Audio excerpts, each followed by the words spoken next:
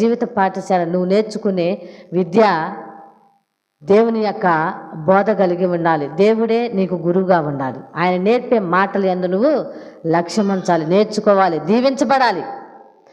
ఈరోజు అంగన్వాడీ బడిలోకి వెళ్ళినటువంటి బిడ్డలు ఎదిగి పెద్దవారిగా చదువుకొని మరి 1వ తరగతి నుంచి ఇంకా ఎదిగి 1వ తరగతి క్లాసుల నుంచి వాళ్ళు ఎదుగుతూ చివరికి వాళ్ళు ఉద్యోగస్తులుగా మారిపోతున్నారు. అలాగనే చదువుకుండా వ్యర్థంగా తిరిగినటువంటి వారు వ్యర్థంగానే ఉండిపోతా ఉన్నారు. శ్రద్ధ కలిగిన వారే అందలం మీద అక్కడ పైన ఉన్నత స్థానంలో దేవుడు నిలబెడతా ఉన్నాడు. ఈరోజు ఈ యొక్క దేవుని యొక్క మందిరం అంటే దేవుని యొక్క పాఠశాల.